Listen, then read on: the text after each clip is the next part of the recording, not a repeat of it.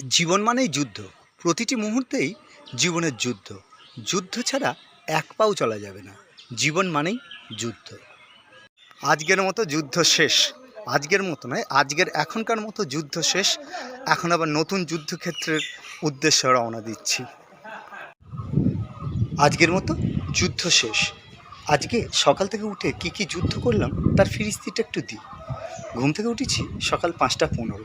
5:15 ঘুম থেকে উঠে ঢুলতে যেই বেসিনের দিকে হাত বাড়ালাম, দেখলাম বেসিনে জল নেই। কারণ কালকে সারা রাত কারেন্ট ছিল না।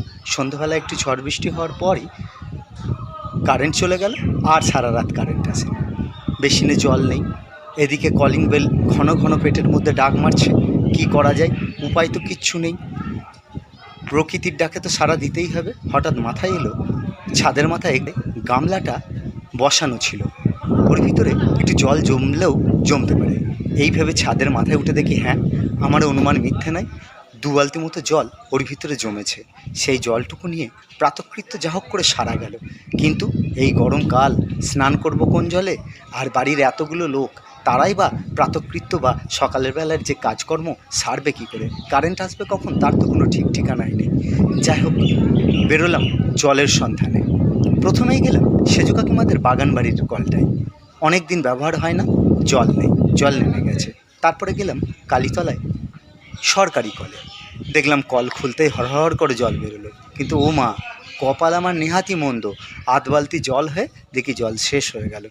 হবে কি করে? সেও তো ব্যবহারও হয় না, রক্ষণাবেক্ষণও নেই, কিছুই নেই। কাজেই সেখানে জল নেই। কি করব? ওই আধ বালতি জল যেটা সরকারি কলে হলো, সেইটাই বাগান বাড়িতে এসে ঢেলে 2 বালতি জল তুললাম। জল তুলে বাড়িতে রেখে আসলাম, যে ওরা সকালবেলা উঠে যাতে জল পায়। জল রেখে বাড়ি থেকে আস্তে আস্তে দেখি কল থেকে আবার জল নেমে গিয়েছে। মাথা গেল বিগড়ে। কি করি? ভোরবেলা কাউরির দরজাও খোলেনি, দাদাদেরও দরজা খোলেনি, দাদারাও ঘুম থেকে ওঠেনি। কি করি? মাথায় তখন বোঁ বোঁ করে ঘুরছে জল। জল কোথায় পাওয়া যায়? এতগুলো মানুষ, গরমকাল, কি করে কি হবে? এমন সময় দেখি মাম্পির মা দরজাটা খুলল। ওদের বাড়িতেই ঢুকে পড়লাম। তোমাদের কলে একটু জল নেবো। বললে, হ্যাঁ, আমি এইমাত্র জল তুললাম, আমাদেরও জল নেমে গেছিলো, যাও জল নাও গা।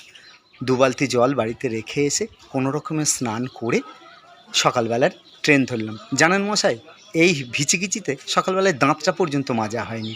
যাই হোক, যুদ্ধ করে কলকাতায় নামলাম বাণিজ্যবশতে লক্ষ্যে। কিন্তু যে লক্ষ্যে আমদানি হলো সে কথা না বলাই ভালো। এখন যুদ্ধ করে 5 আপ থেকে নামলাম। যারা 5 আপ ট্রেনটা চেনেন তারা জানেন যে কি দুর্গতিতে 5 আপে আসতে হয়। যা হোক, 5 আপ থেকে নেমে এখন বাড়ির দিকে যাই। কারেন্ট এসেছে কি না খবর পাইনি। সকালবেলা ফোন করেছিলাম, তখনও পর্যন্ত কারেন্ট আসেনি। এখন কি হয়েছে জানি না। এইবার বাড়ি গিয়ে হয়তো আর একটা নতুন যুদ্ধক্ষেত্রে আমি অবতীর্ণ হব।